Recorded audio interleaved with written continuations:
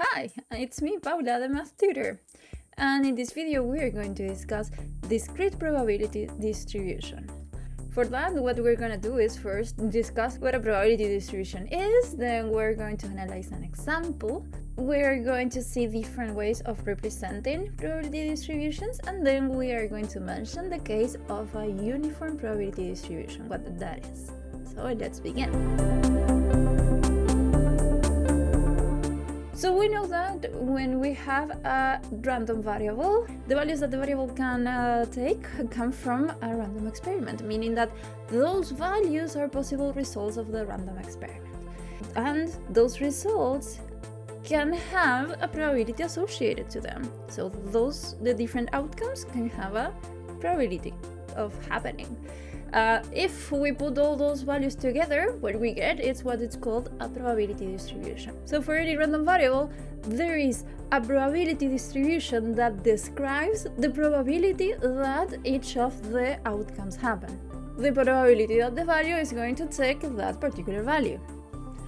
To write this, we're going to say that the probability of the random variable capital X takes a particular value X is probability of capital X equals to X.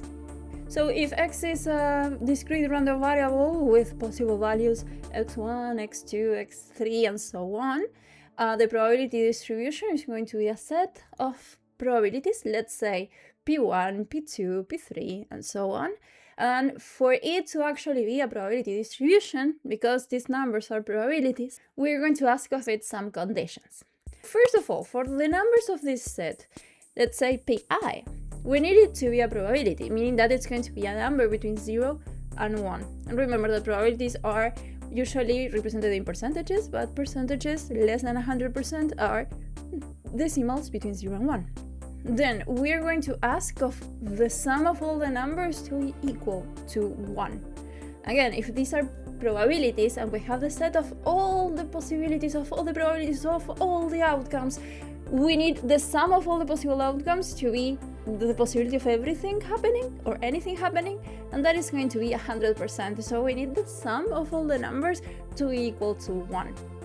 And if that happens, then we're going to say that this set is actually the probability distribution of a random variable. Let's analyze an example then. Let's say that our random variable x describes the possible outcomes of flipping 2 coins and getting heads. My set of possible results for this variable x are going to be 0, 1, and 2. I can get 0 heads, 1 head, or 2 heads. Let's try to assemble the probability distribution.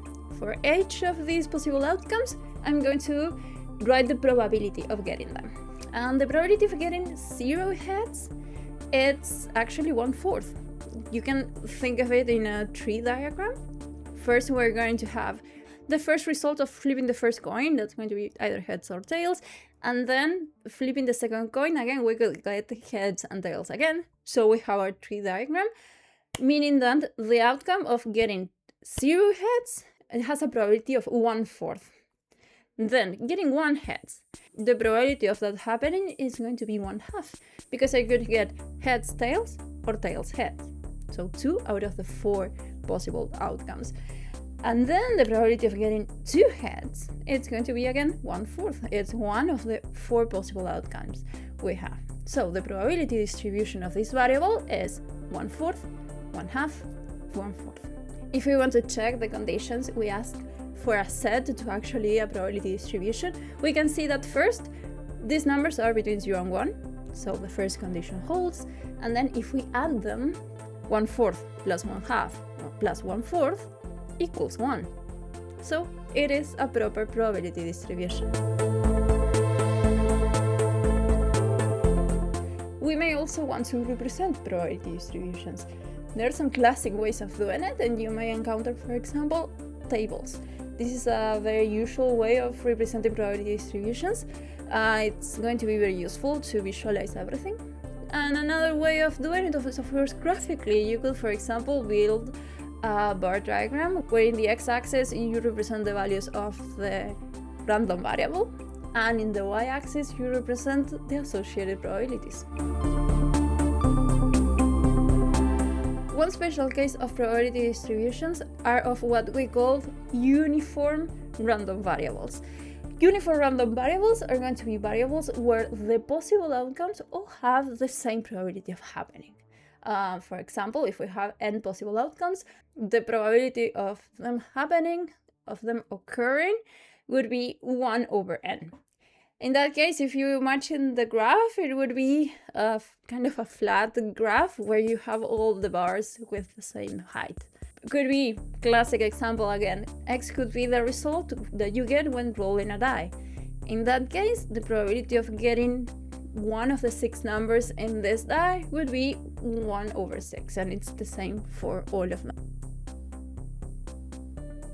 And this is it for this video. In the next one, we're going to discuss mode and median of a discrete random variable. Bye bye!